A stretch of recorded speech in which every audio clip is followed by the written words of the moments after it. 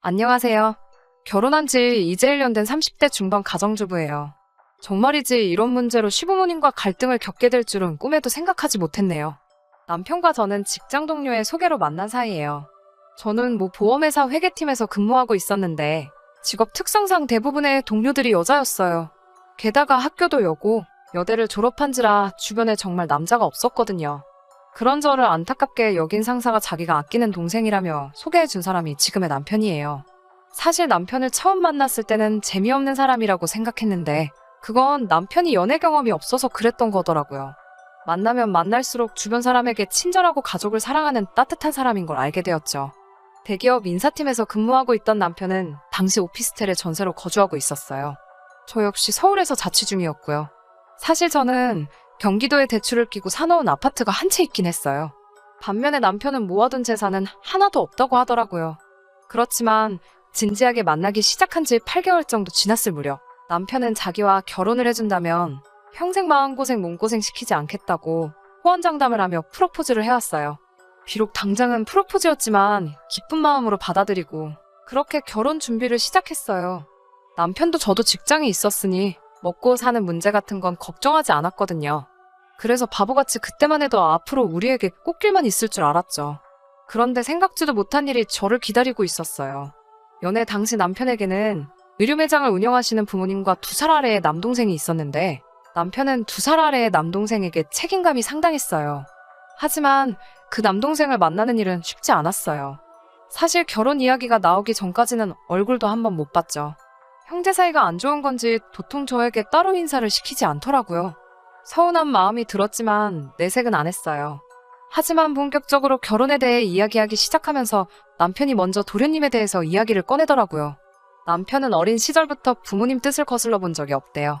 맞벌이하는 부모님 밑에서 동생을 챙기며 사춘기도 못 느낄 만큼 열심히 공부하고 친구들과 사이좋게 지내는 착한 아들로 컸다고 하더라고요. 반면에 남편보다 3살 어린 도련님은 엄청난 말썽꾸러기였다고 하더라고요. 부모님의 관심을 끌기 위한 행동이라면 무엇이든 서슴지 않았대요. 툭하면 친구들 물건에 손대고 고등학교 졸업 후에는 일도 잘 안 하고요. 저는 사실 그때만 해도 이제 도련님도 남편도 30이 넘었고 당신이 첫째이니 먼저 다가가고 마음도 열어보라며 남편을 다독였어요. 그 이후로 도련님과도 가끔 셋이서 만나게 되었고요. 그런데 도련님을 몇 번 만나보니 남편이 왜 그렇게 책임감을 느끼면서도 한편으로는 답답해했는지 알만하더라고요. 마땅히 직업이 없던 도련님은 가끔 어머님이나 아버님이 병원을 가시면 대신 가게를 보는 일로 용돈을 벌고 있었어요. 고정적인 출퇴근 시간 같은 것도 없었고요. 그냥 본인이 돈이 없으면 내킬 때 출근해서 몇 시간 버티고 있다가 포스에서 돈을 가져가는 식이었죠. 문제는 이런 이야기를 본인이 스스럼 없이 하더라고요. 그러면서 하는 말이 어차피 이 가게는 자기께 될 거니까 전혀 문제될 게 없다고 하더라고요. 옆에서 제가 벙찐 표정으로 이 이야기를 듣고 있으니 남편은 얼굴이 벌개져서는 다른 이야기 하자고 상황을 무마하려 애쓰더라고요. 한 번은 다 같이 식당에 있었는데 남편이 지갑이랑 핸드폰을 테이블 위에 올려두고 잠깐 차에 갔다 온다고 자리를 비우더라고요. 남편이 식당 문을 나서자마자 도련님이 남편 지갑에 손을 뻗어 가져가는 게 아니겠어요? 깜짝 놀란 제가 지금 뭐 하시는 거냐고 묻자 동생이 형한테 용돈 좀 받을 수 있는 거 아니냐고 하더라고요. 어이가 없어서 그런 게 어딨어요. 그래도 본인이 오면 물어봐야죠라고 하자 형수님이 아직 우리 집을 잘 모르시나 봐요. 라며 이죽거리더라고요. 그러고서는 지갑에서 5만 원짜리 2장을 꺼내가는 거예요. 바로 남편이 돌아왔고 제가 어이없는 표정을 하고 있자 남편이 무슨 일이냐고 묻더라고요. 그러자 도련님은 자기는 전혀 모르겠다는 듯 남편을 쳐다보며 아니 내가 형 지갑에서 용돈 좀 꺼냈는데 형수가 화가 났어. 라고 말하면서 형 돈인데 왜 형수가 화를 내냐며 오히려 자기가 어이없다는 식으로 말을 하더라고요. 무슨 상황인지 눈치챈 남편이 동생에게 너는 그래도 밖에서까지 그러면 사람들이 이상한 오해를 한다며 앞으로는 그러지 말라고 하더라고요. 그날 밤 제가 원래 그런 식이냐고 하자 남편도 저에게 아직 우리가 완전히 결혼을 한 건 아니니까 이번 한 번만 이해를 해달라면서 결혼식 올리고 정식으로 부부가 되면 2번 다시는 이런 일이 없을 거라고 자기 입장도 이해해달라며 이해 못할 소리를 하더라고요. 하지만 저도 좋은 날 앞두고 더 큰 소리 내기 싫어서 그냥 알겠다고 확실히 정리하라고 말했어요. 사실 남편이 가족들에게 경제적인 지원을 하고 있다는 건 결혼 준비가 어느 정도 진행되고 나서야 눈치를 챘죠. 남편이 한 달에 버는 돈이 350 정도였는데 차도 없고 딱히 뭐 취미도 없는 사람이 돈을 한 푼도 못 모았다는 게 이해가 안 되더라고요. 그래서 슬쩍 물어보니 부모님이 운영하시는 의류 매장이 잘 되는 것도 아니고 해서 자기가 다달이 50 정도를 보내고 있대요. 게다가 남동생이 매번 이번에 이걸 해보고 싶다, 아니 저걸 해보고 싶다는 식으로 나오니까 그 교육비를 남편이 지원하고 있었다는 거예요.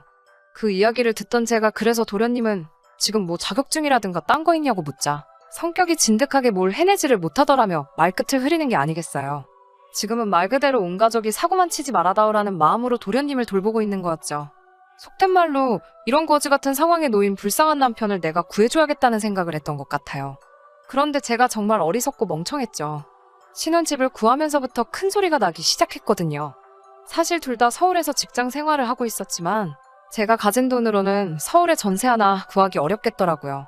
아이도 낳아야 하는데 오피스텔에서 시작하기도 그렇고 해서 저는 경기도에 제가 가진 아파트에서 시작하는 게 어떻겠냐고 말했어요. 처음엔 남편도 미안하고 정말 고맙다고 몇 번이고 말하더군요. 하지만 이 이야기가 시어머니 귀에 들어가자 시어머니가 노발대발 난리가 나신 거예요. 귀한 우리 아들 출퇴근 시간이 얼마나 피곤하겠냐면서요. 비록 아파트가 경기도에 있기는 하지만 지하철 갈아타는 것도 없이 40분이면 출근할 수 있는데 시어머니가 왜 이렇게 화를 내시는 건지 이해가 안 됐어요. 시어머니가 화를 내시자 남편도 갑자기 입장을 바꿔서는 저에게 경기도에 있는 그 아파트를 팔아서 서울에서 전세를 구하면 어떻겠냐고 저를 떠보더라고요. 제가 그건 안 된다고 가차없이 거절해버리자 시어머니가 그럼 본인이 돈을 보태주겠다고 나오시더군요. 근데 그 금액이 3천만 원이었어요. 3억도 아니고 3천이 집을 구하는데 무슨 보탬이 되나요? 그래서 제가 돈도 필요 없고 그럼 남편 지금 사는 오피스텔에서 시작하겠다고 했어요. 시어머니는 그러자 또 그렇게 작은 오피스텔에 성인들이 어떻게 사냐고 화를 내시더라고요. 그런데 어머님이 화를 내신 데에는 정말 생각지도 못한 이유가 있었어요. 어머님은 도련님을 저희 집으로 보내실 생각이었던 거죠. 제가 어떻게 알게 되었냐면 생각 없고 이 입산 도련님이 저에게 직접 전화를 걸어왔더라고요. 회사에서 막 퇴근하던 찰나였는데 벌써 취기가 오른 도련님은 제게 전화를 걸어서는 계속 형이 사는 오피스텔은 크기가 어떻고 화장실이 저떻고라며 혼자 주졸거리더라고요. 저는 괜찮아요.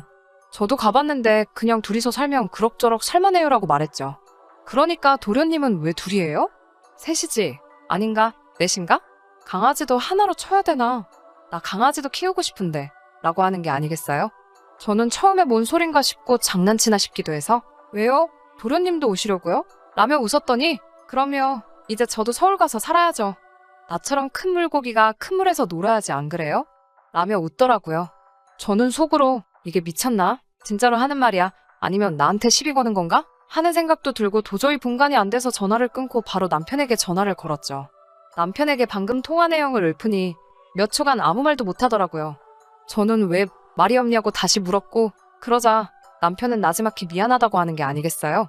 그래서 제가 도련님이랑 같이 살 생각이었냐고 소리를 질렀어요.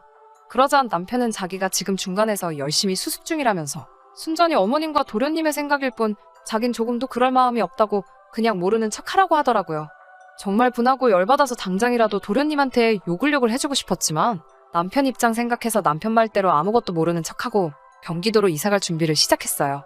그러자 어머님이 저더러 너는 시어머니 말을 귀등으로도 안 듣냐며 괘씸하다고 하시더라고요.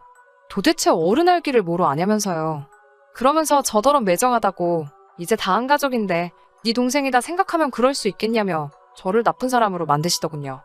사실 이때 결혼판을 엎을까 싶었지만 사실 저는 부모님이 안 계시거든요. 그래서 정말 제 가족이 가지고 싶었고요. 남편과 헤어지고 다른 사람과 다시 미래를 계획한다는 게 상상만으로도 너무 괴롭고 자신이 없더라고요. 그래서 남편 하나만 보고 살면 된다는 마음으로 꾹 참았어요. 적어도 남편은 계속해서 저에게 미안하다 고맙다 했으니까요. 우여곡절 끝에 결혼식을 마치고 결국엔 원래 계획했던 대로 제 아파트에서 신혼생활을 시작했어요. 남편은 모아둔 돈은 없었지만 결혼 이후에는 약속한 대로 시댁에 드리는 용돈도 30으로 줄이고 도련님에게 들어가던 소위 교육비도 일체 지원하지 않기 시작했어요. 당연히 또 난리가 났지요. 하지만 저는 그때마다 앞으로 태어날 아이를 위해서는 어쩔 수 없다는 자세로 버텼습니다. 사실 남편이 무조건 제 편이었던 건 아니에요. 가끔은 저를 설득하려고도 하더라고요. 이번 달만 좀 더 해드릴 순 없겠냐? 동생이 이번엔 정말로 한번 도전해보고 싶다는데 어떻게 안 되겠냐는 식으로요. 저도 사람이니 마음이 흔들린 적도 있었고 그럴 땐 한두 번 오케이를 하기도 했었는데 지금 생각해보면 그러지도 말았어야 했어요. 결혼 후 얼마 지나지 않아 아버님의 생신이었어요. 아버님 생신 축하를 위해 음식과 선물을 가지고 시댁으로 갔네요. 원래는 음식을 준비하려고 했는데 어머님이 음식 해올 필요 없다며 남자 지갑하고 벨트를 좀 사오라고 하시더라고요. 아버님이 하시기엔 조금 젊고 비싼 브랜드라야 했지만 그래도 준비해서 갔어요. 그리고 음식은 해오지 말라 하셨지만 그래도 도리가 아닌 것 같아서 미역국, 불고기 그리고 잡채를 준비해 갔고요. 저희가 도착하고 얼마 지나지 않아 짜장면하고 탕수육 같은 중화요리들이 배달되더라고요. 제가 해간 음식들하고 중화요리를 차려놓고 아버님 생신 축하를 했지요. 아버님은 모처럼 생일날 미역국을 먹어본다며 너무 좋아하시더라고요. 근데 막상 선물을 꺼내놓으니 아버님보다 도련님이 더 좋아하더군요. 그제서야 알겠더라고요.